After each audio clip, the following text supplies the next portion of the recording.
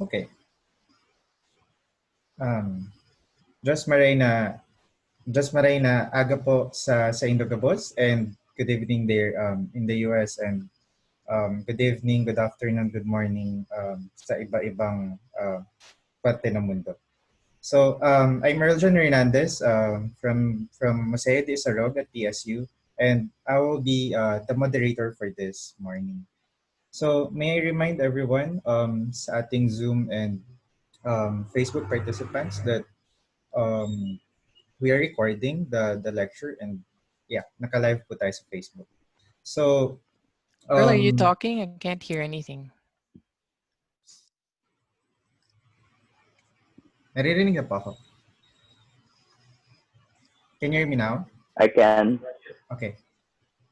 So, the Balongibog Talks is now on its fourth segment, delivering the 28th and 30, the 28th to 30th lecture this week. So for this week, we are going to explore various indigenous and local narratives from Bicol and Mindanao. So we are going to learn about the peoples in the Philippines who have been put into the fringes of colonialism. Earl, I can't hear anything. Wait. Hello? We can hear Earl. And I can also hear you, Una. Backup. Can you hear me, Una? Dr. Ana, naririnig niyo po kami? Okay.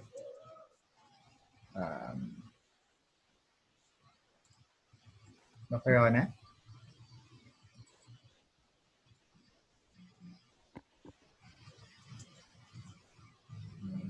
Okay, wait lang po. Hi, can anybody hear me?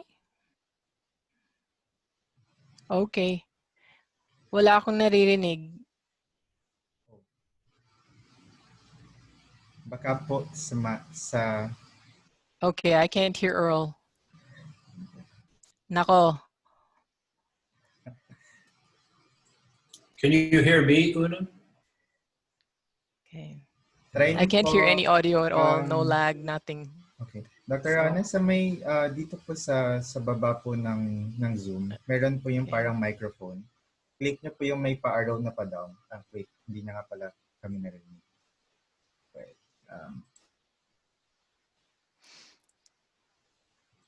Yeah, we tested audio earlier. It was working fine until about 3 minutes ago. But if you can hear me, maybe somebody can just write in the chat thing for me to start, and I'll just start, because otherwise I cannot hear you guys at all. Okay. Okay. Sige. Paano yun? So,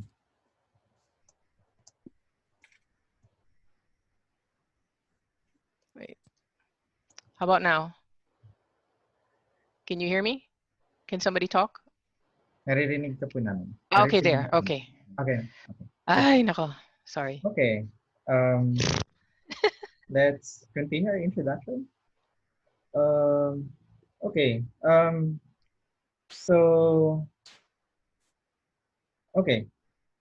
So this segment is sponsored by the Partido State University through the following centers: the Center for Partido Studies, the Partido Institute of Economics, the Museo de Isarog, the College of Arts and Sciences, the School of Graduate Studies, the Office of the University President, the Office of the Board Secretary, and PASPECO Museum Student Volunteers.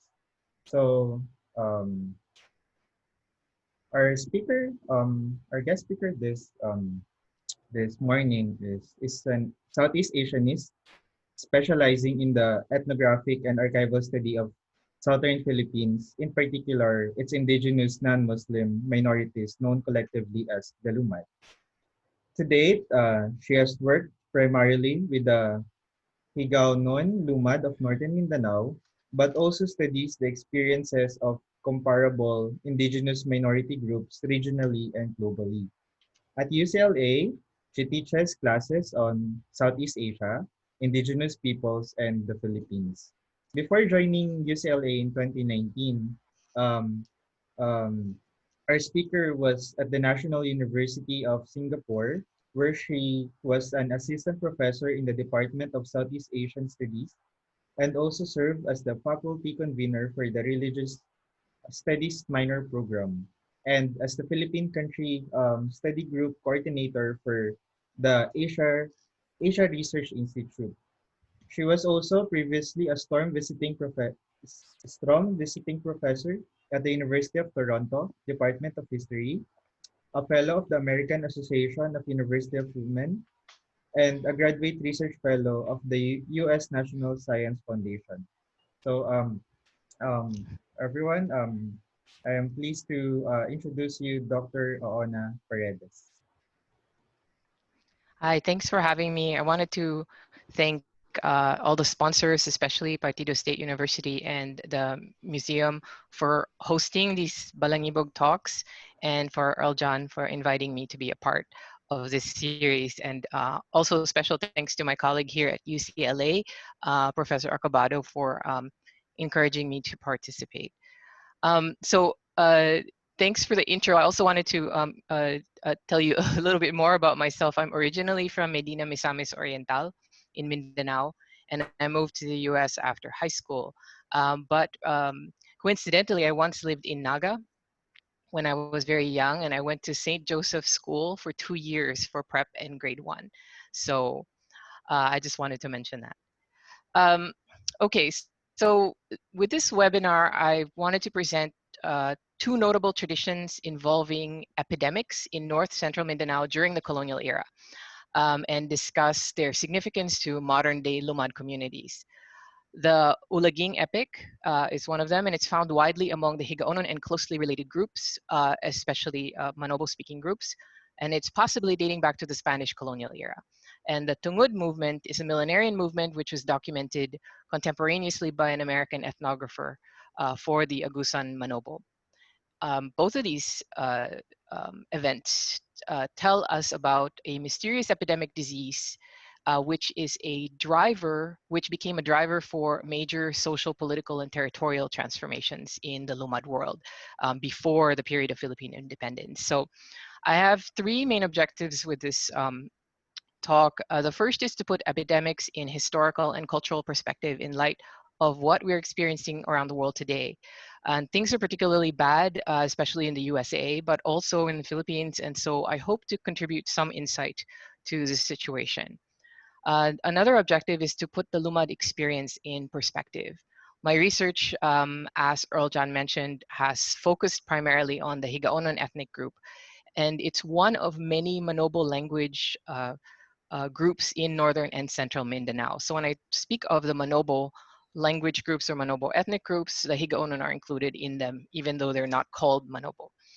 And the third objective is to look at the various phenomena that drive social and cultural change, and to show how deeply embedded they are actually in cultures that many of us mistakenly believe are static or unchanging. So with that, I wanted to give just a brief outline of the two particular movements that I mentioned. So first, the Tummud Movement. And so what I know about it is from a historically documented contemporaneous account by John M. Garvin in his book, The Manobos of Mindanao, which came out in 1929. It's based on his field work 2 decades earlier at the very beginning of the American colonial period. The second is an epic called the Ulaging, or sometimes Ulagingin, or Ulahingin, or more simply the Epic of Agu, named after one of the main characters. So this is an oral literature form, an epic, and it's shared by Manobo-speaking language groups, including the Higaonon, the Bukidnon, the Talaandig, and of course, all the other Manobo subgroups that have Manobo attached to their name, like Agusanan Manobo, Aramanan Manobo. So like all oral literatures, there are endless varieties and versions of the Ulaging. And it depends in part on where it's recited and who's reciting it, as well as the audience. So you'll encounter a lot of variations in terms of when we talk about the Ulaging. Now, even though most of us don't think of oral literature as history, like all oral traditions, this particular epic also has something to say about the Lumad past. So we can think of it as something that gives meaning and structure to how people interpret the past, whether their own past or that of others. And it's therefore extremely valuable to us to understand the kinds of events that the ancestors experienced or were concerned about. And in ethnohistory, these oral traditions are like a frame or a paradigm that we can use to understand the past, to make sense of the past. In the same way, in conventional history, we have conceptual frames like colonialism, capitalism, and nationhood that structure our understanding of the past. So, and epidemiology is one such frame through which we can also make sense of the past. So I wanted to talk about epidemic disease for a minute here and how it informs the past for us in the case of the Lumads. I rely primarily on Ken de Beauvois's book, Agents of Apocalypse, which is about the outbreak of epidemic disease at the end of the 19th century and the beginning of the 20th in the Philippines. And so these are outbreaks, as he reports, of such ferocity that colonial physicians described them in apocalyptic terms, meaning it kind of felt like the end of the world. And I want you to compare that to the feeling that maybe many of us have right now, being in the midst of a global pandemic that currently has no end in sight. So I'm trying to get you to kind of understand what the feeling might have been at that particular time in history. So it may seem dramatic to call things apocalyptic, but in real terms, it was for the people experiencing these epidemics at that time. So according to de Beauvois's research, there's several things we know. First is that Philippine morbidity and mortality rates were the world's highest during the period between 1883 and 1903. So for this like 20-year period, we had the highest morbidity and mortality rates in the world. And it was so bad that it brought 2 centuries of vigorous population growth to a halt. Now, what does that mean? Well, in terms of 2 centuries of vigorous population growth, de Beauvois is talking about between 1655 and 1877, there was a 13-fold growth of population in the Philippines. Now, just to give you some perspective on how vigorous that growth really is, in comparison, the world population for the past 200 years, so our 200 years, so the 19th and 20th centuries, has only increased 7-fold. So we were growing at a faster rate, our population, between 1655 and 1877. So, and basically, this population growth came to a screeching halt. We dropped to 0.85%, well below replacement levels during the period that we're looking at here. One qualifier here is that de Beauvois's research does not actually include the upland tribal areas of the Philippines because the areas were relatively isolated compared to today. So there were no public health services available there and therefore no public health records. People were basically born, fell ill, and died without any official medical record of the events. So that's one thing that we should bear in mind. On the other hand, the public records, health records that we do have for the rest of the Philippines at the time were also not very good. They were very incomplete, with a lot of deaths also unrecorded or misattributed. And most people did not go to hospitals or medical doctors for treatment, but to local healers who did not keep such records. So there's no way of having complete data. Nonetheless, the data that de Beauvois provides gives us a very clear picture of what was going on. The epidemic diseases we're talking about here were mainly malaria, tuberculosis, smallpox, dysentery, and other GI diseases, and cholera. All of these were a huge problem and on the rise on top of other endemic diseases in the Philippines like typhoid, influenza, various fever diseases, upper respiratory diseases. De Beauvois also mentions an alarming rise in beriberi, which is caused by malnutrition.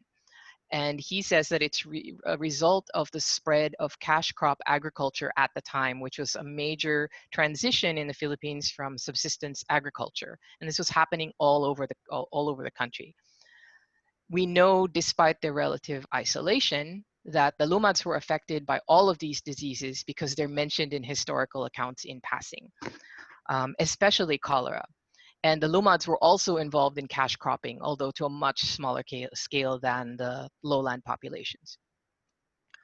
And so in terms of the epidemic diseases, I want to focus here on cholera because it's mentioned specifically in relation to the historically documented Tummud Movement, and it's Asiatic cholera in particular.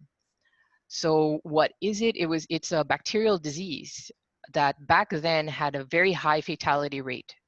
How high? From 50 to 70%. It was, and I'm quoting from de Beauvois here, a terrifying disease that ravaged whole communities at a time. Its course was sudden, swift, virulent, agonizingly painful, and most often fatal. So as you can imagine, even rumors of cholera being present anywhere resulted in panic, and in a few instances it actually resulted in riots when there were rumors that cholera was being spread through the water supply. It actually remains a dangerous disease today, and in the Philippines we still have cholera outbreaks from time to time. One feature of cholera that you'll be able to appreciate in light of COVID-19 is that not everyone exposed to infection becomes infected. So many of those who do carry cholera may be asymptomatic. And other features were you had a lot of fake cures and preventative medicines that were being introduced that were actually worse than the actual disease, resulting in a lot of fatalities. Public sanitation back then was quite bad by today's standards. And there were no real treatments available at the time except for isolation and quarantine to prevent the spread. So basically, cholera went unchecked at this time. If you got cholera, you just had to ride it out and you would likely die. And if you happened to survive it, it was some kind of miracle. So, but there was no way to treat the disease once you had it, and you basically just had to let it progress.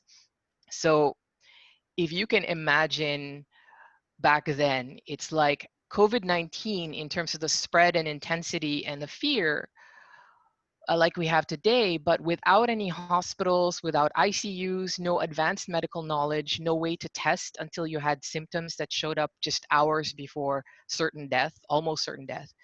No protective equipment, no protective gear, no way to disseminate the necessary information on disease prevention in a rapid and reliable way. So that's the level of disaster we're talking about here.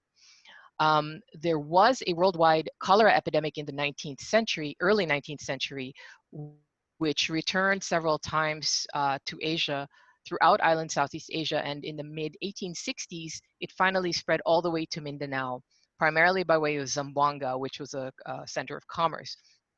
So, and of course, you know, this just kind of just stayed on and kept getting worse. In the 1880s, there was an outbreak in Zamboanga that led to 40% of the population being infected and killing 1 in 6 of the total population in the main poblacion, and rapidly spreading outwards. And in the outer districts of Zamboanga, the death rate was over 10% of the total population. Not 10% of those infected, but 10% of the total population. As with all epidemics, the death rates among the poor and those in poor health were disproportionately high, and many of those affected were Moro families. Here's a quote from de Beauvois about that particular outbreak. Within a few days of the outbreak, victims were already dying too fast to keep up with the burials, and those charged with carrying out the corpses frequently felt the first symptoms in the street. Death commonly came in a few hours. So I know that's a lot to absorb. So before we move on, why don't you think about it while I drink some water?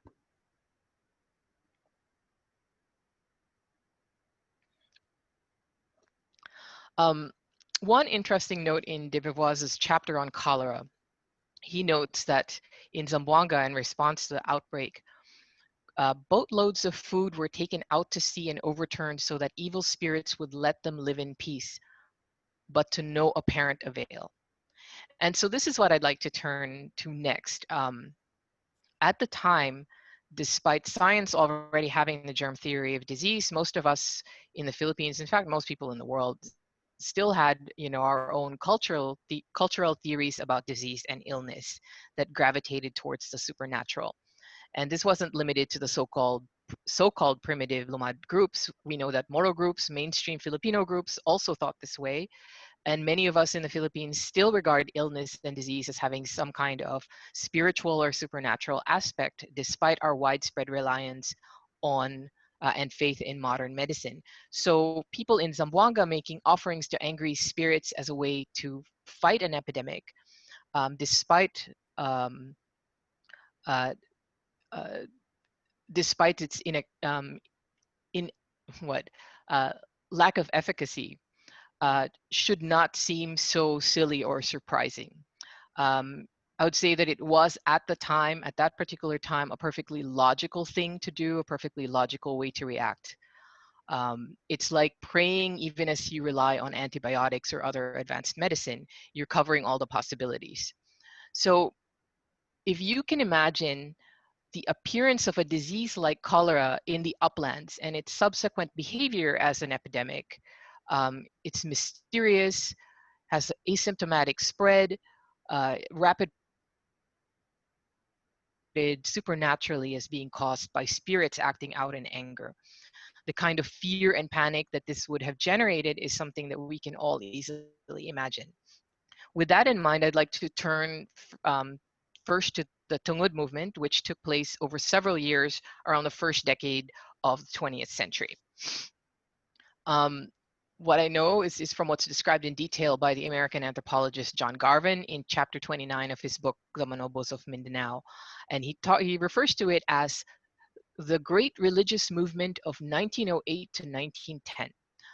And he calls it the Great Religious Movement because it was widespread and not centered on one specific Lumad group, but a multicultural movement that affected, in his estimation, up to 1/3 of the total Lumad population in Mindanao.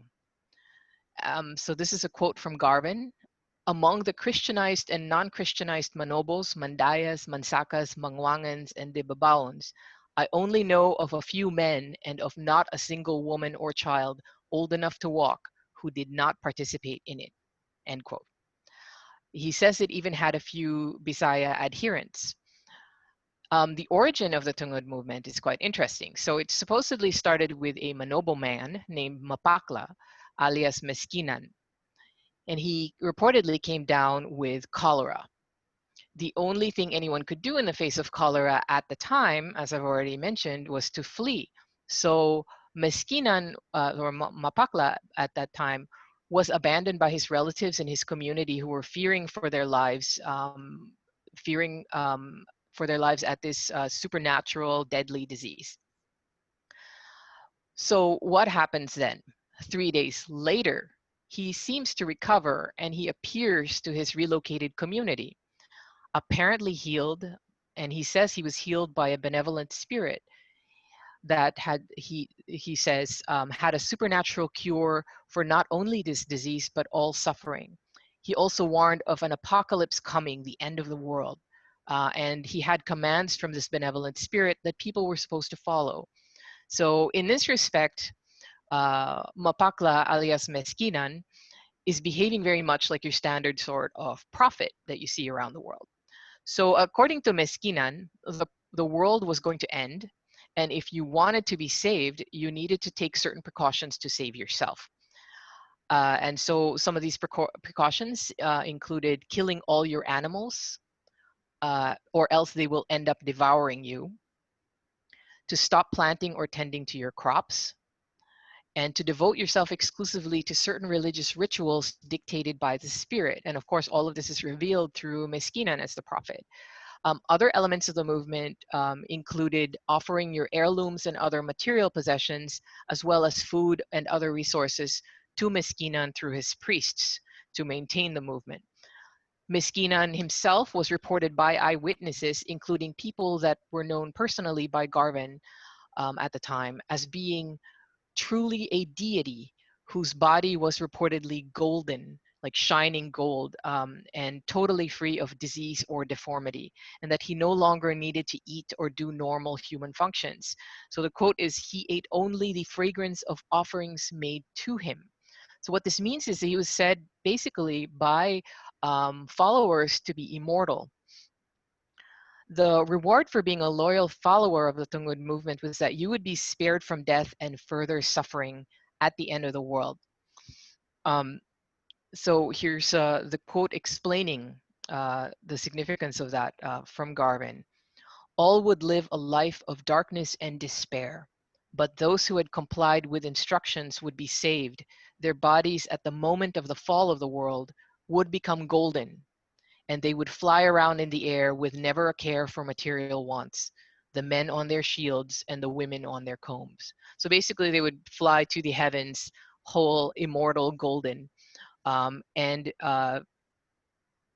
exist on a different heavenly plane, and they'd be basically free of the bonds of the earth. So what's interesting to note here is that this particular sequence of events, which were recorded by Garvin contemporaneously, as they were reported to him as having happened, is that it's a pattern that resembles religious revitalization movements led by bailans or shamans among Manobo-speaking groups, which I've written about previously in an article from 2006 entitled "True Believers," and it appears in the Philippine Studies Journal. Garvin himself notes at the very end of his chapter on this movement that, quote, religious revivals of similar character may be looked for periodically, perhaps every 10 or 15 years, especially on the occurrence of public perils, such as contagious diseases, end quote. In fact, such movements were common, according to my own informants from my fieldwork. These were said to be common well into the late 20th century. And many of the people that I interviewed at the beginning of my field work in the late 1990s among Higaonons had themselves participated in at least one of these Bailan-led revitalization movements. So the outcome of the Tummud movement was, of course, not the end of the world. Like all other similar movements, it likely just fizzled out once the followers lost faith or the prophet or the Bailan died. We don't know for sure because Garvin left before the conclusion of the Tummud movement. However, we do know just from Garvin's report that it did bring about massive social change, including cross-cultural population movement all over the Lumad areas of Mindanao, with new settlements sprouting up in response to accommodate the movements of various followers of this movement. So what we know reliably about this movement is limited to Garvin's account, but we do know that it reorganized Lumad life on a major scale across many different ethnic groups.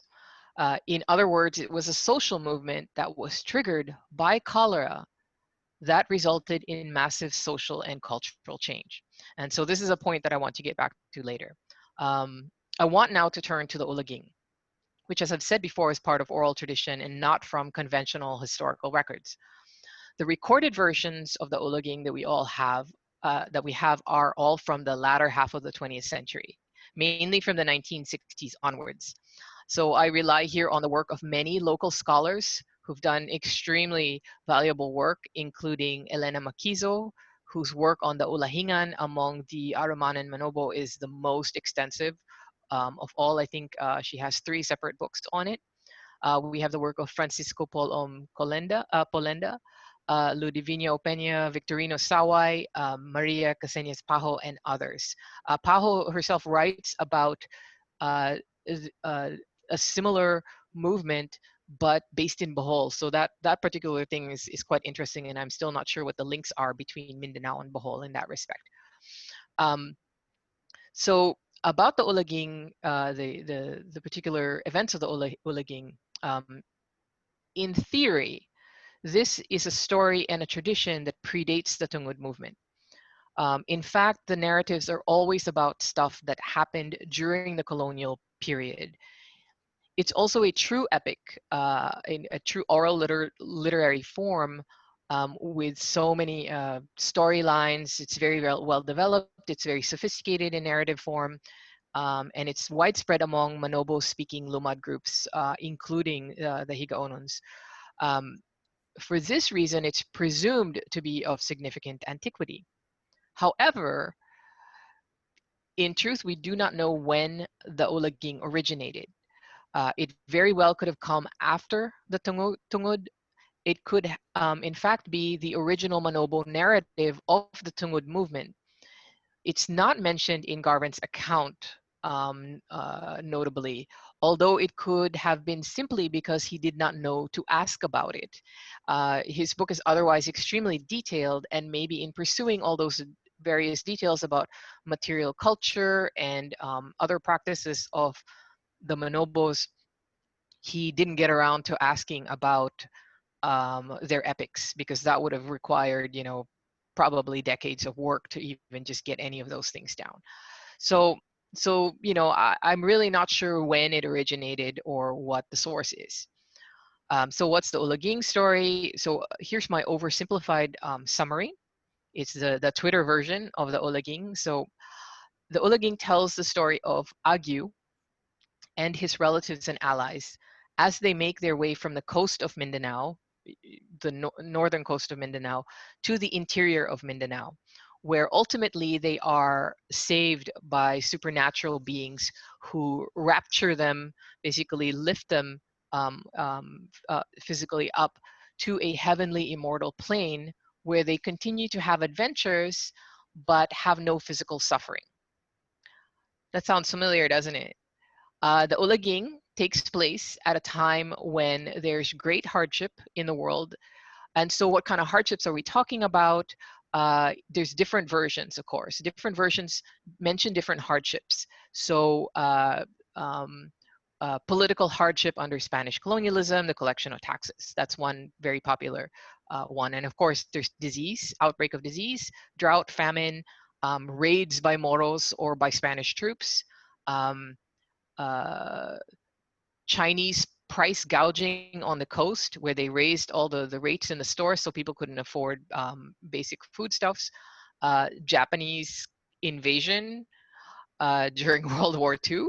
That's in one of the versions that I read, and of course intertribal warfare. So there's various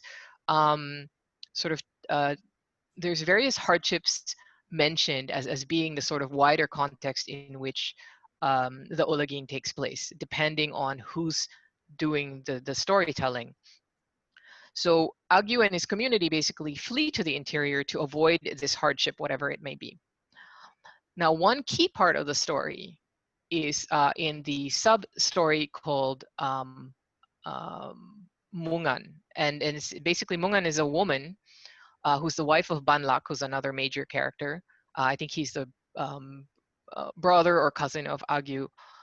So Mungan has a disfiguring and disabling disease, which means she cannot walk and must be carried. So she has sores breaking out on her body and her legs. Her legs, she can't use them, and she basically, it seems like some kind of disease of the nervous system where she loses control of her limbs and can't stretch them out. So there's various descriptions of it. We don't know what disease this is in medical terms specifically. It could be almost anything. The only important point here is that it is a disease. And so because of this, she's abandoned by the others as they flee for safety. Now, one of the accounts I read was that, it was some kind of, it could have been something like cholera as well. And basically people fled because they didn't want to be contaminated by her. In other versions, basically people were fleeing anyway, but because she had to be carried and could not carry anything and had to be carried herself, they left her behind because she would slow them down. So basically she's abandoned by the others as they flee for safety. And a few days later, she reappears to her community. This time, she's standing up straight. She has a perfect body that is golden and emanating light. And she says she was made immortal by supernatural beings who gave her instructions for them to follow. So this sounds familiar now, doesn't it? It sounds like the Tummud movement. So as with the Tummud movement, the plot of the Ulaging follows the same structure of Baylan revitalization movements. So let me read a portion of my article on the topic to summarize. The pattern of Baylan movements tends to be as follows. During a time of great crisis or stress, a Baylan receives, or a shaman, okay, receives a message from supernatural beings that soon the world will be turned upside down and the chosen people will be delivered from their hardship. Instructions are given to abandon settlements and crops, kill all domestic animals, and proceed to a distant location to await further instruction. The reason for these instructions is that when the world ends as we know it, the order of things will be reversed. For example, domestic animals will devour their own owners. Those experiencing sickness and hardship will become perpetually healthy and prosperous.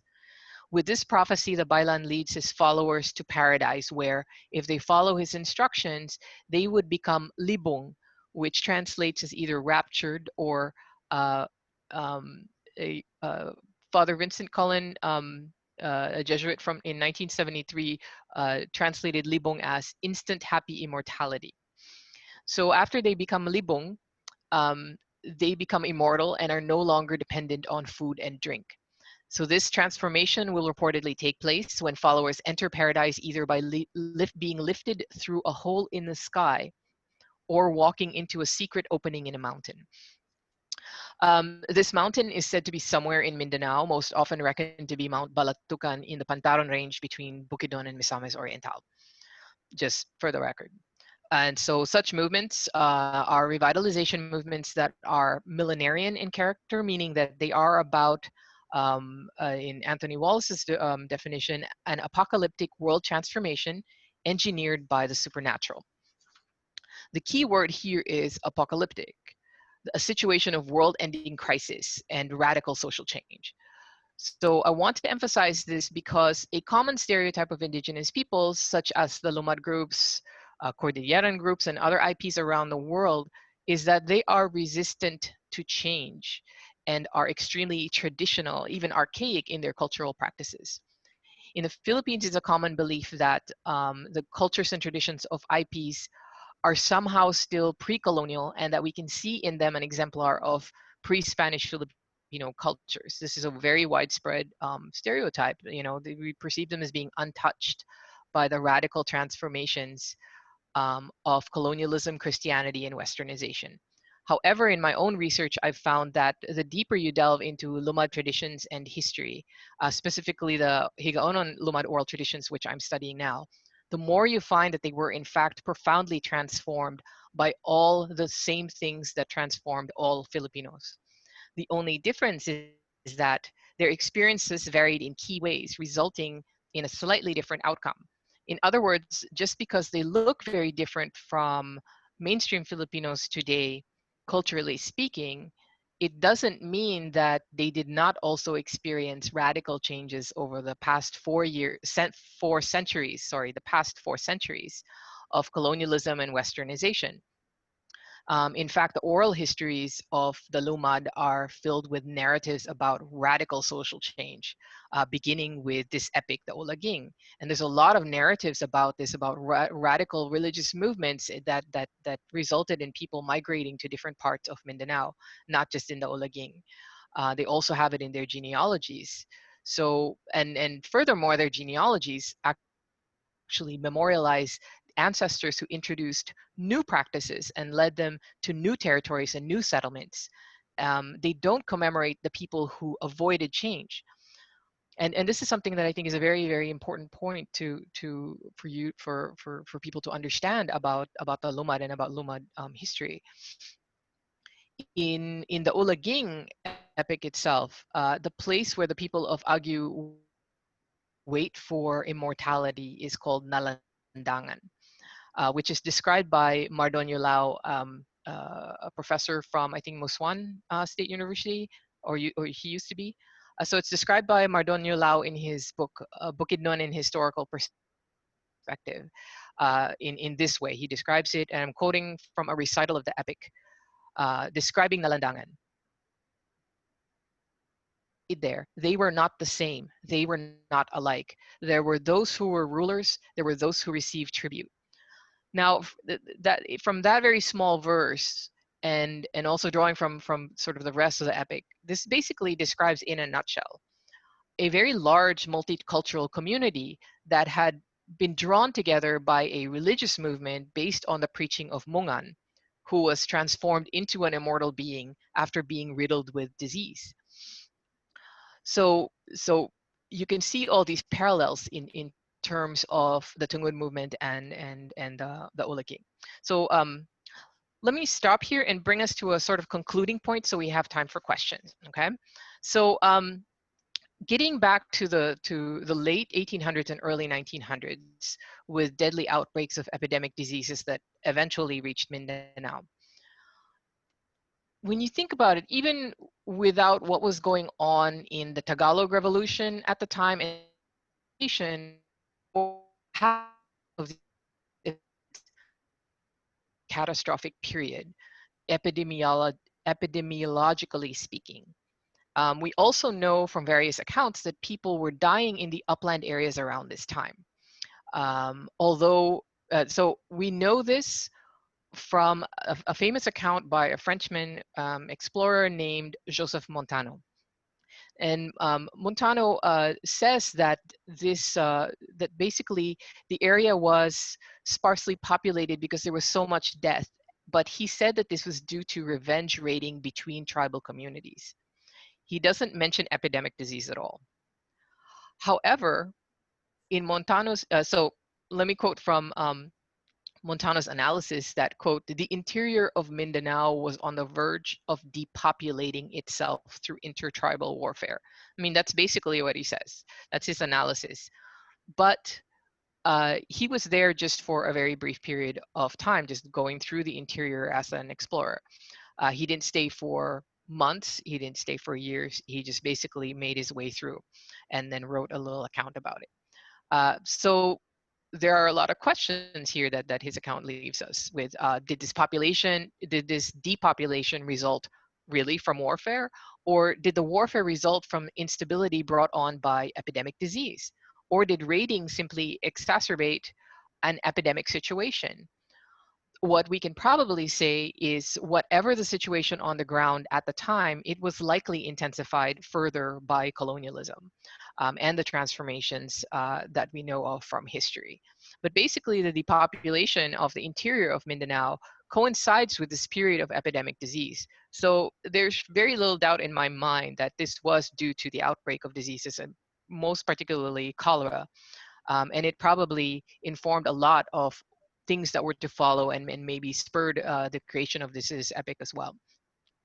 The thing about epidemics is that they are not just about viruses or bacteria. A lot of factors influence the way it plays out. In fact, pandemics are usually an outbreak, a sudden disproportionate outbreak of disease, of diseases that are already endemic or always present in a particular area. It just suddenly gets worse. So we should look at these things as holistically as possible. For example, as we can see from today's pandemic, a lot of factors, including political control, capitalist structures and pressures, poverty and inequality, environment, environmental factors, etc., are all shaping in important ways what and how how COVID-19 as a disease is playing out in individual countries, especially political control here in the States. That's been a major factor. And it's the same disease in all these different countries, but it's behaving in different ways because of all these other factors. So the same thing should be considered for the epidemic in Lumad Ethnohistory and how it played itself out, resulting in social movements that radically transformed the Lumad communities that they affected.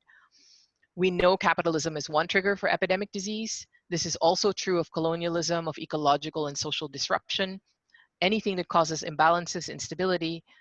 These things can be causal, but can also be the unintended consequences of epidemic disease. In the narratives of the historical Tummud movement that started with the Manobos, and in the shared Manobo epic of Agu's people called the Ulaging, we have a cultural memory of past catastrophic events triggered by disease, or more precisely, triggered by the fear of epidemic disease that drove multiple upland communities to radical transformations in terms of religion and culture, in terms of settlement and migration, in terms of forming multicultural communities, as well as radical changes in their material conditions. And we have yet to fully understand how these social movements transformed Lumad peoples into the indigenous communities we see today. So with that, I'd like to end my presentation, and if anybody has any questions, I'll gladly try to answer them. Okay, thank you, Dr. Oona, for that very wonderful lecture this morning. Thanks. Mabalas po. Okay, we can now entertain questions, clarifications, or insights from the lecture. So for our Zoom participants, you may type your questions at the chat box or at the Q&A feature of our Zoom webinar. For our Facebook participants who's watching with us, you may type your questions at the video, and then I can just relay your questions to Dr. Oona. So, okay. Okay, we have our first question. Mm-hmm. It's from Nicolas C. It's a question from Hobby C. Okay, from Epidemics. So, where might um, where might we be able to read more about how colonialism transformed Lumad communities, even those that were not, or at least not commonly perceived as having been incorporated into the colony? Okay, well, the easy answer to that is you can read my book, which I think I have a copy. No, I don't have a copy of my own book. Okay, I don't have a copy of my own book in my apartment. But so I have this book called A Mountain of Difference, the Lumad in Early Colonial Mindanao, and it's published by Cornell. And so it's available on the Cornell University Press website, and as part of the Southeast Asia program. So that it's basically my attempt to put together an ethnohistory of Lumads for the early Spanish colonial period, up to the early part of the 1800s. And I don't really talk about, I don't think I mention epidemics at all in there, because I never considered it. It's only since this COVID-19 pandemic, and specifically because of this Balongibog Talks, where you guys had the COVID-19 series, and you guys approached me about it, I started thinking, well, I know that there's stuff about epidemics in the oral traditions, so let me try to put something together. So it's not something I even really thought about consciously. So, but if you read that particular book of mine, you should have a pretty good intro. There's a lot of sources also that I cite in it, and for everybody listening, well, I know this is being recorded, so it's probably not a good idea, but I'll say it anyway because it's a pandemic, right? If you want a copy of my book, there are pirated versions available, a PDF online. Yeah. So yeah, you just look for them. There is actually a pirate library, online library available somewhere that a librarian told me about. So, and apparently there's a version of my book there. But yeah, so that's all I will say. But if you you can also just email me at my UCLA email address, which is available. Just search for me in UCLA and you find my, it's Paredes at ucla.edu. Okay, thank you, Dr. Oona. I'm sure I'll surely look for that pirated version later. Yeah. So Yeah. we have And don't feel bad about using a pirated version, because I don't get royalties. So regardless, even if you bought it with full price, I don't get any royalties. So it doesn't matter to me. Okay, thank you. So we have 3 questions, but first Okay. I'll prioritize questions from the Q&A section. So Okay. this question is from Curtin Dog. He's an anthropology colleague. Hi, So Kurt. ang question niyo po, hello, as you have mentioned, there were tensions between Lumad groups before. Do you think that the religious revitalizations intensified tensions or brought together peace between warring groups? That's a good question, and I would say that it did both. Although the primary function of these religious movements, or really any religious movements, and with that you can include um, conversion to Christianity among the different Lumad groups. These different religious transformations, their primary sort of function or outcome seem to be to bring people from very different cultural communities together, because then you had this overarching basically law, and then that's how they refer to, well, the Higaonans at least refer to religion as law, and to what they call law is also supernatural, and so it's something that we would tend to identify as religion. So religion and law are kind of conflated into the same thing, and so a new religious order is also a new political order when you think about it. And so that's the kind of so it has the capacity, and it definitely did bring people from different communities together. But of course you can imagine that with the creation of new and new communities, new identities, you would have some people who are shut out, and maybe who are not happy with the situation, and would object to it. But as far as the data that we have, they really tended to bring people together. That was the primary result. Okay, thank you, Dr. Rona. Thank you also, Kurt, for that question. So now, we have two questions from Dr. Maria Florendo. So let me read po. So the first question, what was the colonial order's response to the revivalist movement? And her Okay. question, it's a big, And the second question? yeah. Was there a sustained supra-ethnic community level of leadership that developed among the Lumad as a result of the movement and the epidemics? Okay. Writers usually talk about the development of Lumad identity as something recent, but apparently the Lumad communities had shared experiences in the past. Okay. Can you repeat the second question? Oh, okay. It's in the chat, Yeah, right? So, chat up. right, was there a sustained super ethnic community level of leadership that developed? Okay, as a result of the okay.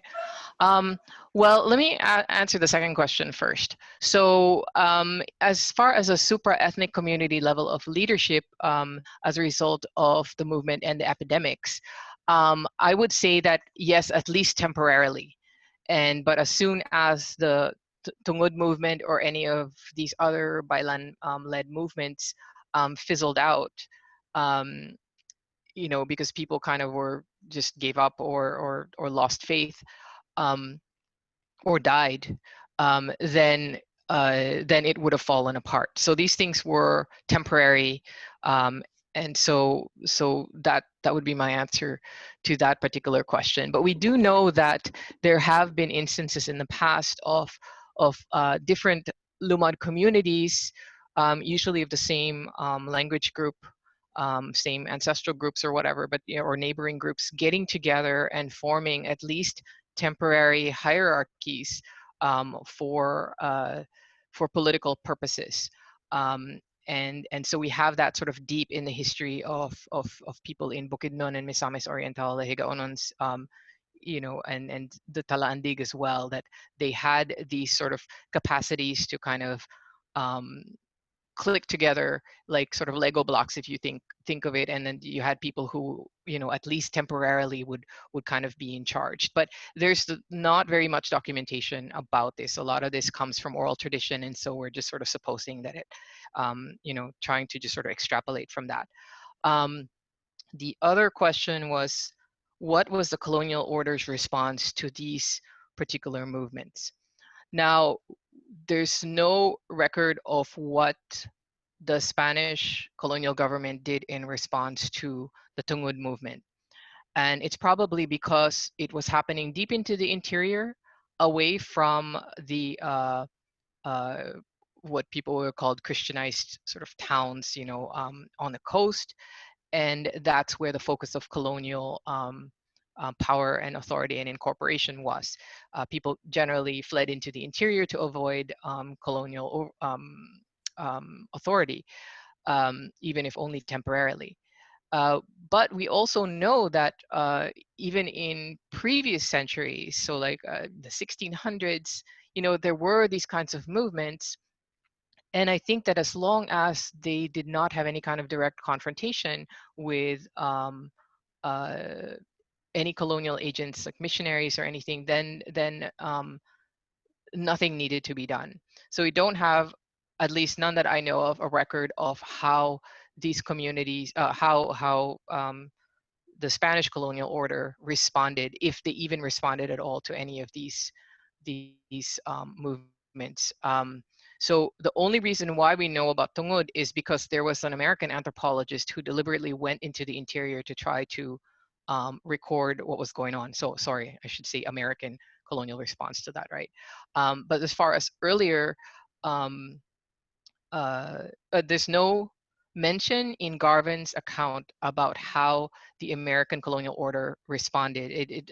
I'm guessing they didn't respond at all because he would have mentioned it.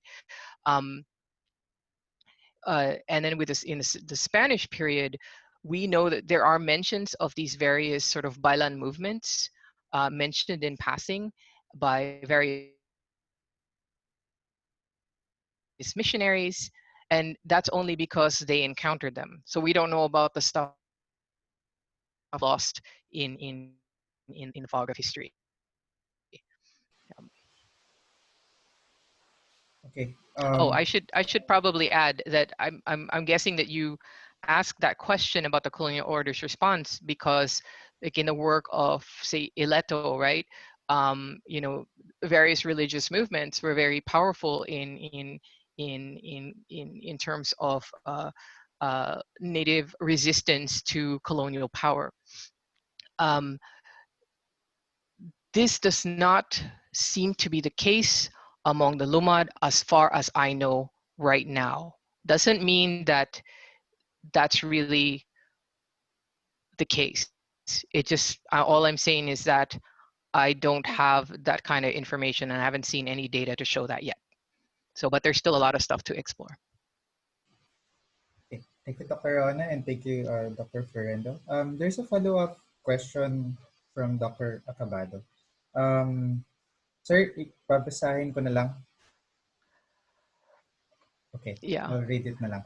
So, Okay. following up Maria's question above, is there a pan-Lumad identity or a movement to unite the various groups as we see among the Cordillerans?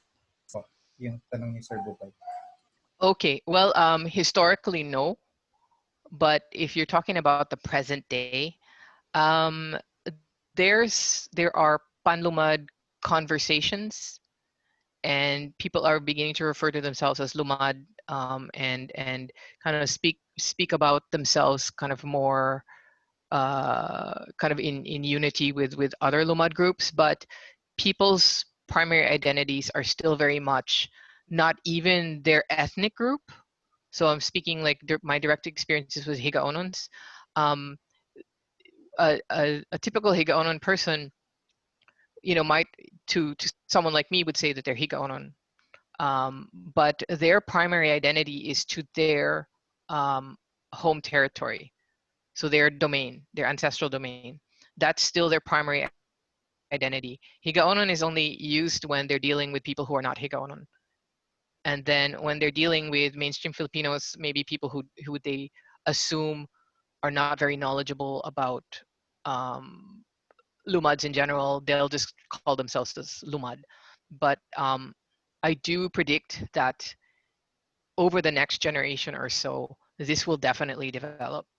It's really there. It's very strong, and especially with the younger generation who are getting a very, very different kind of exposure to the world and um, uh, using social media very actively and incorporating a lot of information about indigenous peoples around the Philippines and around the world.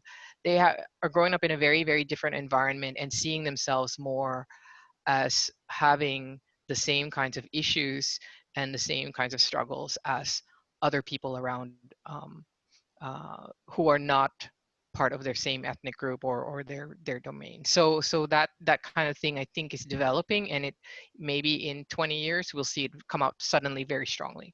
That's my prediction. Thank you, Dr. Rona. Kurt, before I ask the two questions from Facebook, do you want to comment? Nagtiyan kasi si Kurt. Oh, Hello po. Sorry. hi. I'm Kurt Tandog. I just want Oh, nawala ka. Paredes. Oh. Hello? Sorry. Kurt. Hi. Can you hear me? Yeah. Okay. Yeah. Hi. So I just want to add the answer of to the answer of Dr. Paredes as someone who is Mindanaoan and also experience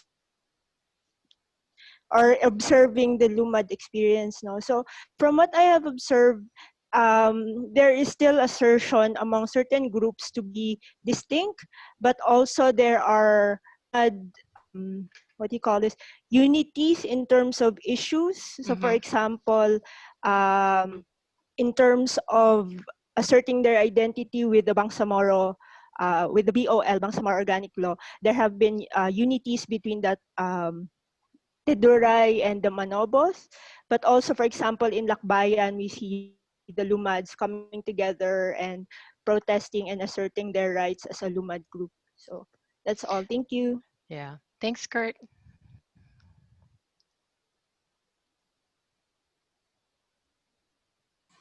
Okay. Thanks, Kurt, for that add-on. We have two questions, Dr. Rona, from Facebook.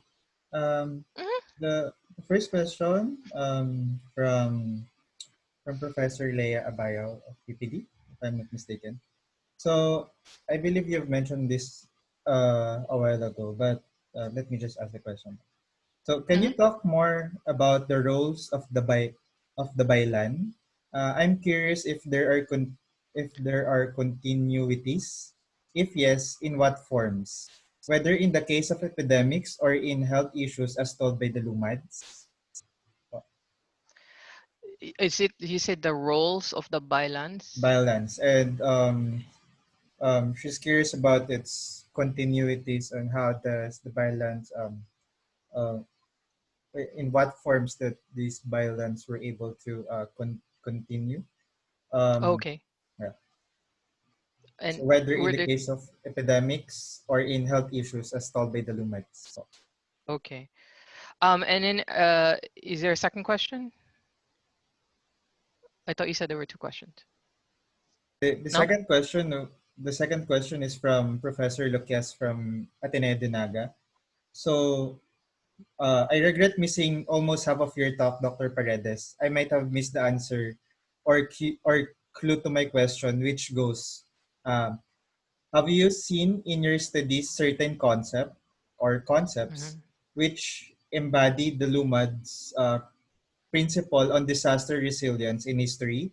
And I will grab a copy of your book. Thank you very much Yeah. for sharing your ideas. Yeah. Okay. All right. So I'll answer the bylan question first. Um, yeah. So when we say bylan, we in with the different Manobo groups, they can be either male or female, although they're primarily male. And it has to do with the, men still being kind of the having more political power and authority than women. And so, but it's basically a shaman who's supposed to be able to speak directly with spirits.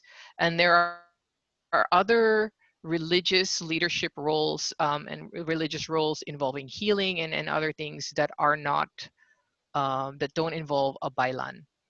And so as far as the roles of bailans, continuities to today, I'm assuming you're talking about continuities to today as far as health issues and dealing with epidemics. What I've seen so far, it really depends on the community, but I am not aware of Bailans in particular playing a kind of a key role in addressing health issues or developing sort of modern health programs for their communities. It doesn't mean that that's not happening. It's just that I don't have direct experience with it. The main stuff I'm working on right now has to do with oral traditions. So I'm working with particular kinds of people, and I'm also looking at sort of education of the younger generation. So those are the kinds of things I'm focusing on. But that would be an interesting question to ask. So there's that. I do know that there are various individuals who come from family traditions. So they say that they inherit the ability and the power, or inherited in particular the spirit that helps them heal. But they don't call themselves bailans. They just basically, they call themselves whatever word in their community is for healer. And they, because of the various health and social welfare programs of the Philippine government of the past couple of decades, a lot of them have gone into the sort of have understood their particular abilities within the context of these sort of traditional healing practices that we know of, like throughout the Philippines. So in uh,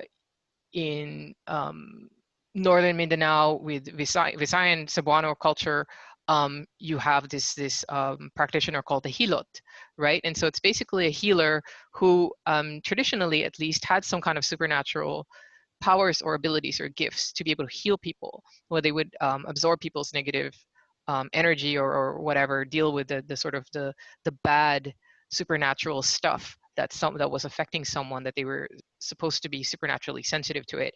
And through massage in particular, they're able to remove these things from people's bodies. And so, and in terms of modern health programs in the Philippines promoted by the government at the local level, maybe by LGUs, a lot of these people become certified in massage therapy.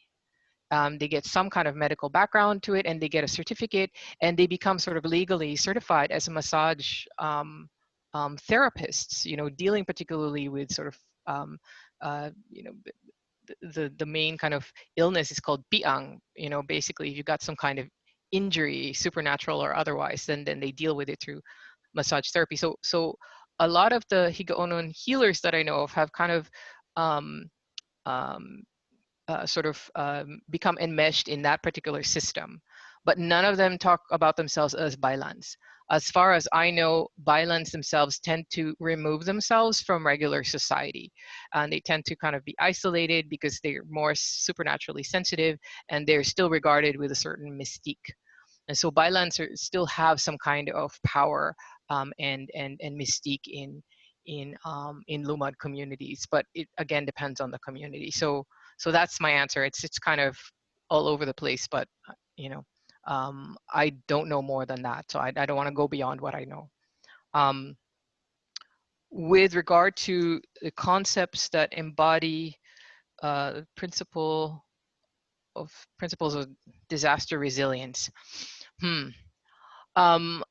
I think I know why you're asking that question, is because you want to see whether we can develop ways to communicate about preparing people, disaster preparedness and all of that in a culturally comprehensible way, or at least that's, I'm assuming you're answering the question for that reason. I don't know. I'm not aware of any in particular that have to do with that, except maybe if people are aware of their oral traditions and their genealogical histories, which not everyone is, but if they're aware of stories of the ancestors and the hardships that their ancestors went through, then maybe there would be a sense of resilience conveyed that way. If you're talking about natural disasters, one very interesting part of oral tradition, a very, very sort of beginning of oral tradition in Higaonon and nearby Manobo groups. I don't know if it's shared by all the Manobo language groups, but it's shared by a lot of them. Has to do with a great flood. And basically, the people who are the Lumads today are survivors of this great flood that destroyed the world. So, I mean, you can see that there's kind of apocalypse is kind of a theme in Lumad sort of cultural traditions. They're very it's kind of a recurring theme. So they're used to apocalyptic events, their cultural imagination. It doesn't mean that dealing with disaster is easier for them, or that they're more um, sort of effective in dealing with them. But it's something that's culturally familiar to those people who are well informed about their oral traditions. So that's my answer to it. Yeah, that's as far as I know, and I think that maybe that kind of speaks to the whole thing too. That if that cultural preservation, preservation of cultural traditions, or recording of these, and making sure that they're passed on to the next generation, maybe have something to contribute to resilience in the face of disasters, natural or otherwise. Dr. Ana, thank you for that for expounding. So we have we have three more questions following. Yeah, we're Sure. still good. Okay. So Dr. Acabado can answer his question live na lang, and then Kurt will follow, and then if we still have time, we can answer the question from Facebook. Okay. Okay. Wow, he forced me. Nako. Okay, so this is possibly your chapter in our reader, but the question is about the diversity in Philippine building. The Okay. long colonial history of the Philippines has erased indigenous history, and we appear to continue to maintain the colonial structures that ignore inclusion and diversity, especially in our education and in our history curricula. Um, but we know that, as your presentation exemplified, indigenous history is indigenous narratives continue to be passed on to the next generation based on community stories and oral histories. But moving beyond this, how do you think we can incorporate diversity in nation building? Are they contradictory, developing this Filipino-ness in terms of heterogeneity? The Filipino is a colonial identity. Yeah. But then, that's basically my thank you. Well, that's a good question, and it's that's a very long answer to that, and of course it depends on whether there are people who believe that you can never have any kind of national unity and therefore no progress or anything like that, no meaningful progress unless everyone is kind of the same.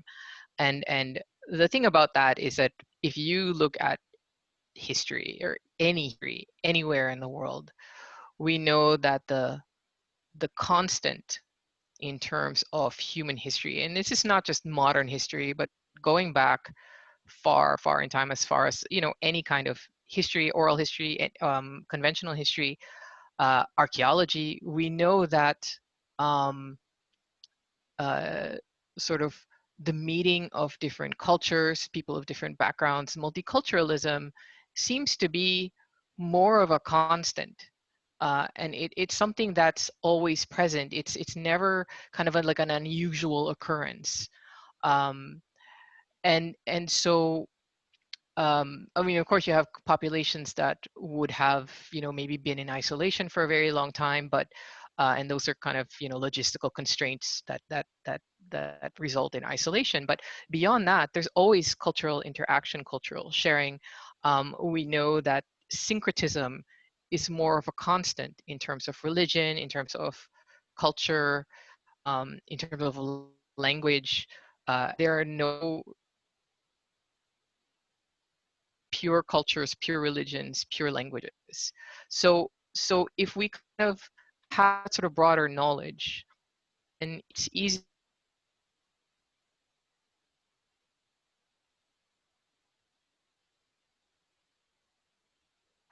uh, nation building in terms of national identity and all of that.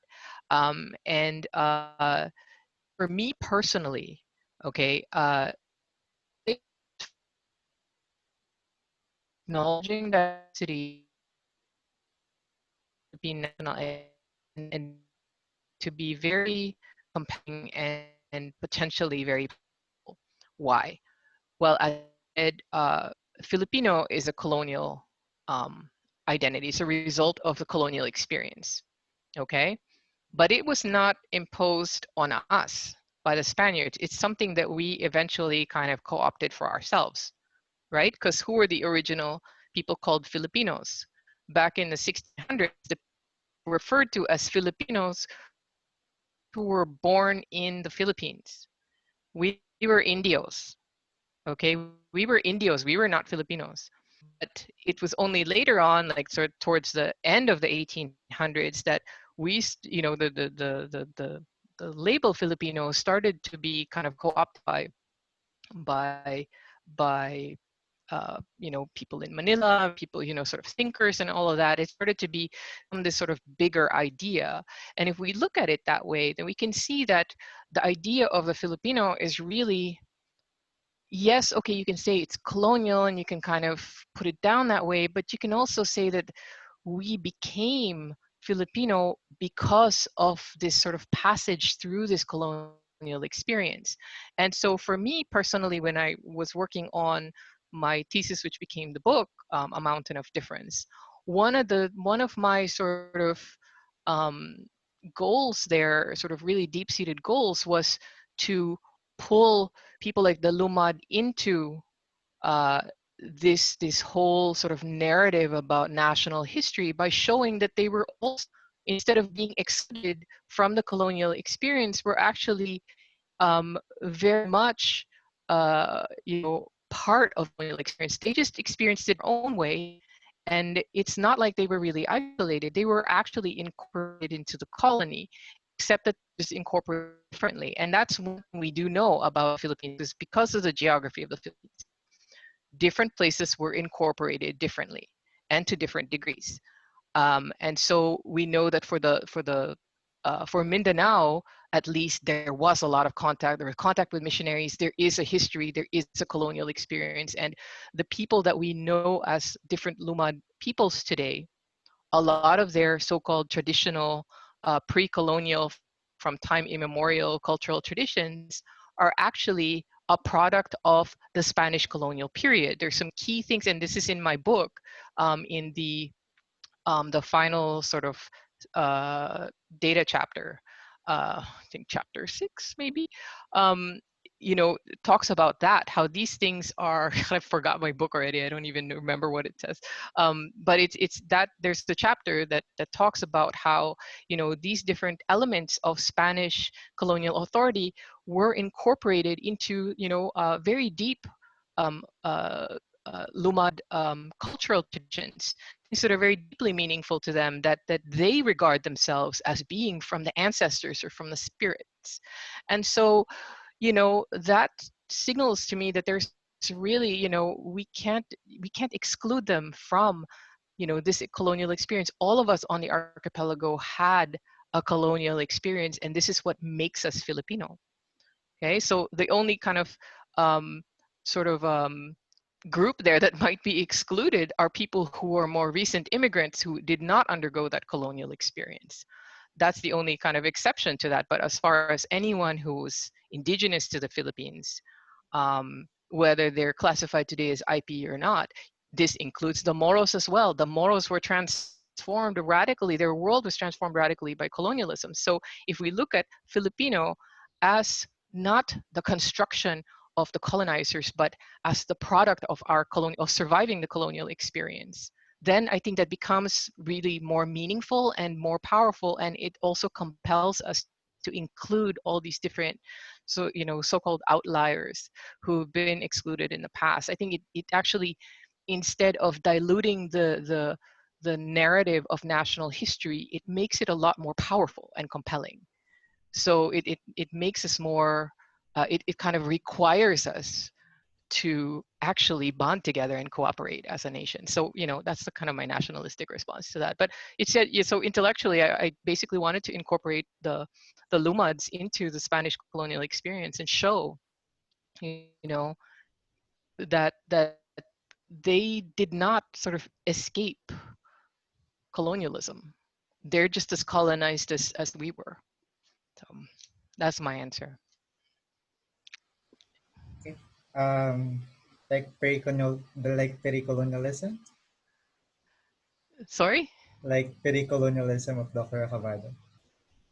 Well, that's actually my idea.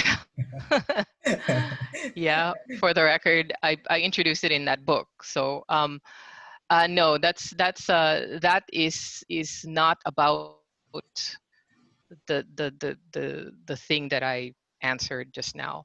It's more about a particular um, uh, that's more about um, particular dynamics that we can look at historically.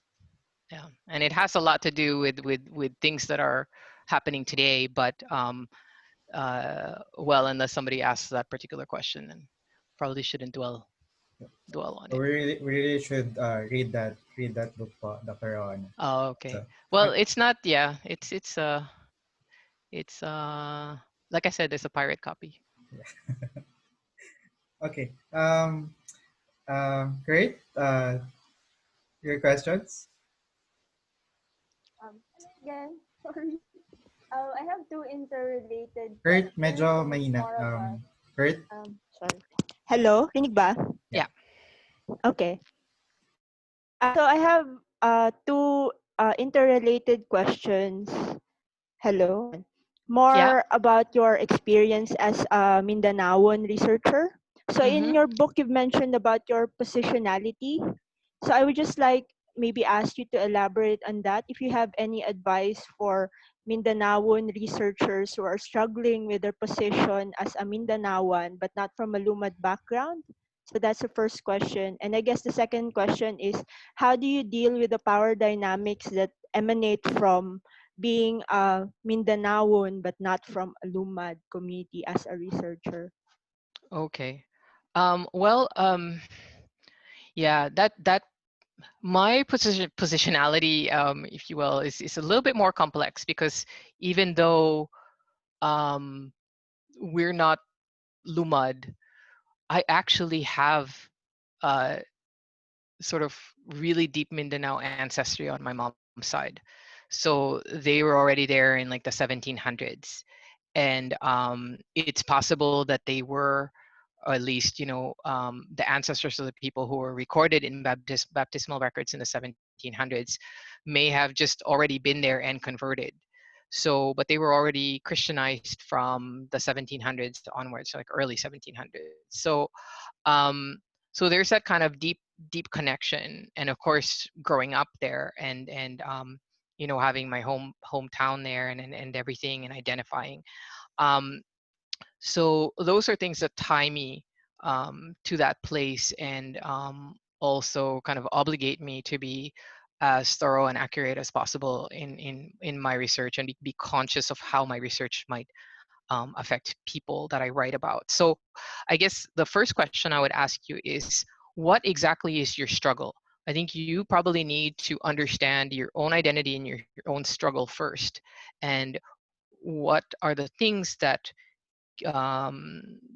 maybe bother you about these power dynamics, and then that's how you'll know what to address and how to address them.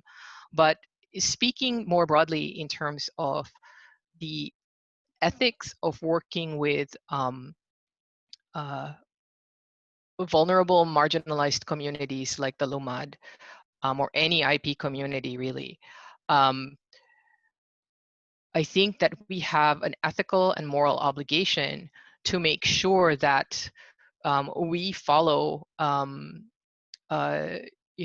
guidelines in our own disciplines, so like me as an anthropologist, and also any other legal guidelines. So in the Philippines, you have the FPIC process, free prior informed consent, and you basically follow those things very strictly, even if no one is going to be looking over your shoulder or policing you in that respect. You do it yourself as part of your obligation to the community. And so this is something that I think we should all follow, just them being vulnerable, marginalized communities that are very vulnerable to abuse, as you know, right? So, and I think that being Mindanaoan obligates us even more strongly to follow this, and to see ourselves in them, and to say that basically, us being Mindanaoan, they are also our people, and we have to protect our own people, being fellow Mindanaoan. So we have that sort of obligation to take care of them in that respect. So there's that ethical and moral obligation. But here's the thing.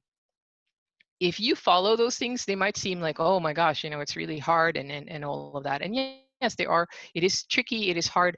It is difficult to have to explain your research and show your research to people who maybe have, maybe a lot of them are, especially the elders, are illiterate.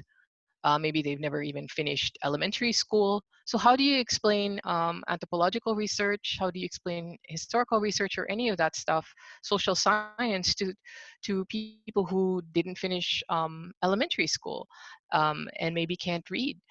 So my answer to that is, to that sort of dilemma, is that it's really not a problem. In fact, that is the solution to any kind of research issues or barriers that you might have. And so I'm going to speak here based on my personal experience. When the FPIC stuff was brought in, I thought, okay, well, this is very interesting. I was going to be the first one to do it in my area. And I had to liaise with the NCIP and then everything, and go to these different communities I was looking at. I thought it would be a very, very interesting process. So for me, going through the process was very much a learning experience, and it was also ethnographically very, very interesting.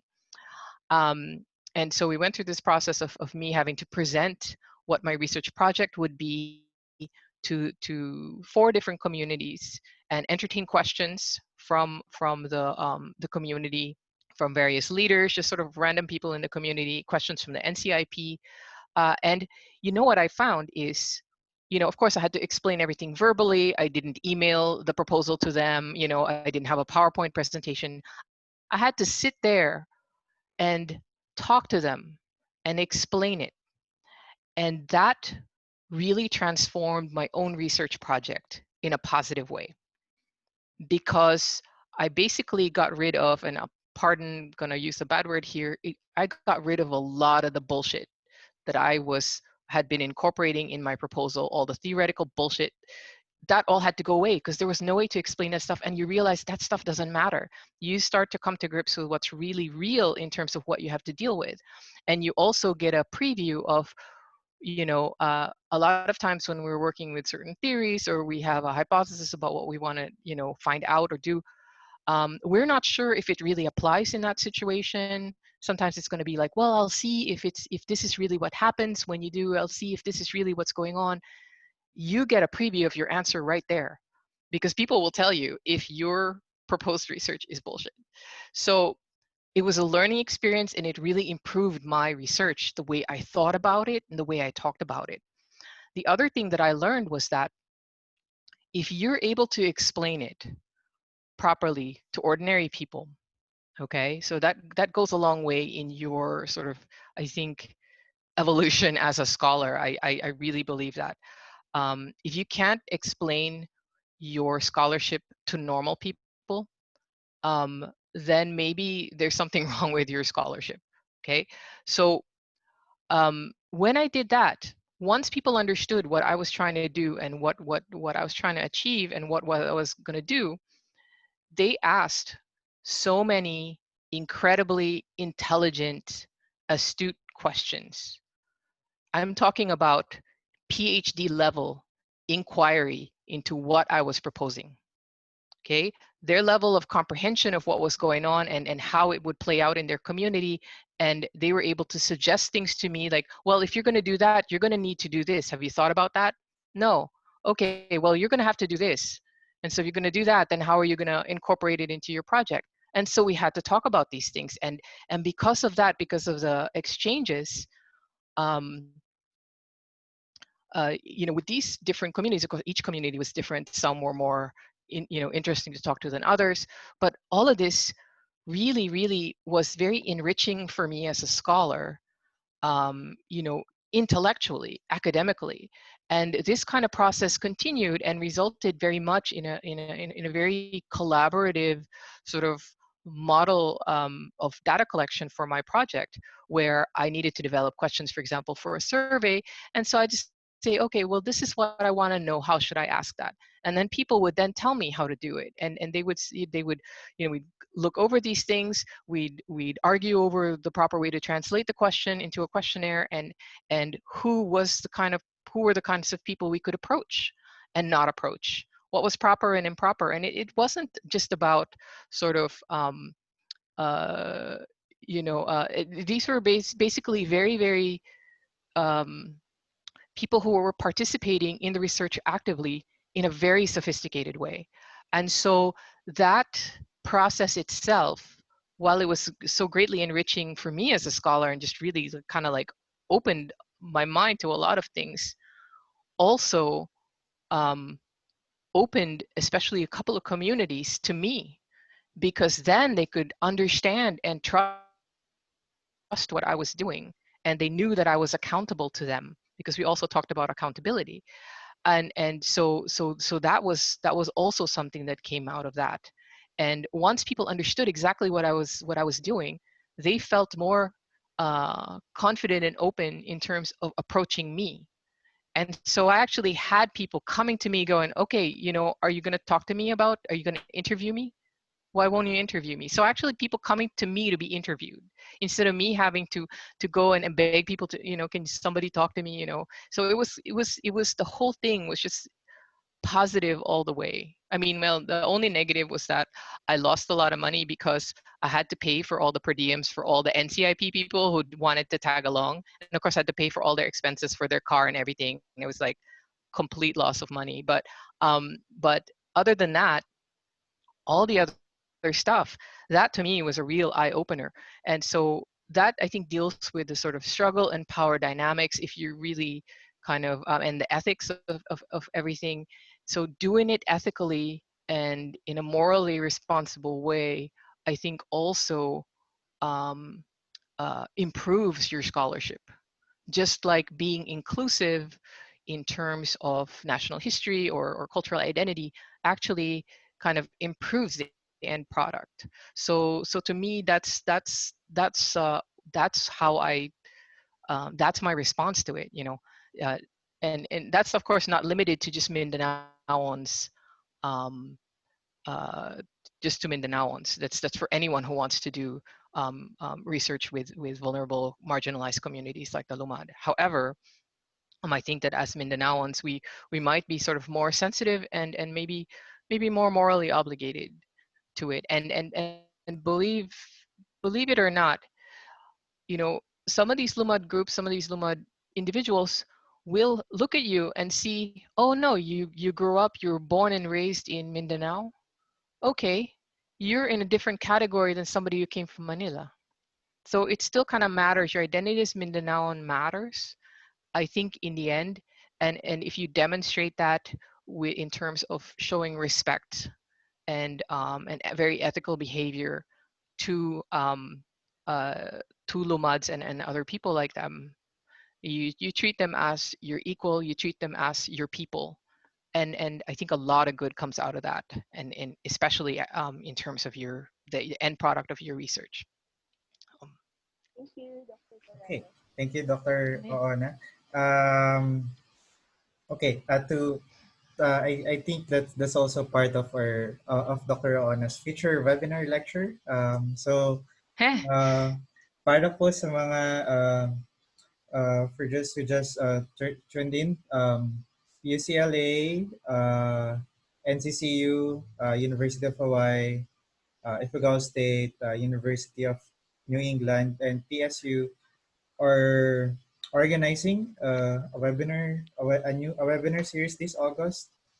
It will talk about people's heritage and landscape in Asia and Pacific, knowledge co-production and empowerment. So Dr. Oona will also be delivering another webinar lecture soon. So Oh, okay, yeah, or organized by Professor Acabado. and organized by Yeah. Dr. Acabado. So I guess we had a very wonderful and very engaging session this morning, but we'll still have two more lectures this week. Tomorrow we'll have two lectures from San Penino and Ms. Sheila Amoroso, all from PSU. They'll be sharing their research works on IPs in Partido. So, on behalf of the organizing committee, first I would like to thank Dr. Acabado for inviting Dr. Oona Paredes to join this segment, Yes. and I would like to thank our both Facebook and um, both Facebook and Zoom participants for joining our conversation this afternoon, and the panelists, Zoe, Sen, Vanessa, Kurt, and Dr. Peterson, and Maddie a while ago. And so, Dr. Rona, mabalas pong maray for uh, agreeing to talk about Lumad. Oh, it was totally my pleasure, and it's so nice to talk about this stuff and to think about new things like the epidemic. Yeah, so thank you so much for inviting me. I want to acknowledge again Professor Acabado. There's a lot of things that he's been organizing, to really kind of bring conversations about IPs, centering them in terms of our conversations in terms of Philippine studies. So yeah, and of course, thank you guys. And it's nice to kind of reconnect with, you're not in Naga, but it's close enough, and I should really go back. 1 hour. Yeah, I should really go back. Okay. After po ng pandemic. So, Sir Buboy, may sasabihin ka? I Oh, think he will. great. Oh. Now I have someone here. So Oh, thank hi. you. Thank you, Na. Hey. Yeah. Okay, enjoy the beach. Okay. Hi, Zoe. Bye, Kurt. Bye, John. Bye. I don't know the other two people. Promotion, Sir Buboy? Okay na? Yeah, that's good. So I think last week of August we'll have a formal announcement, hopefully in a week, and Professor Oona Paredes will be back, and Dr. John Peterson as well, and hopefully President Dr. Raul Brasidina will be joining us in that panel. So the focus is getting us to talk about community engagement, knowledge co-production, and how to empower stakeholders, basically, not just indigenous communities, but people that we work with. Yep. Salamat, Earl. Thank you, sir. Bye. Thank you, Salamat, Dr. Earl. Rona. Thank you all. See you again tomorrow.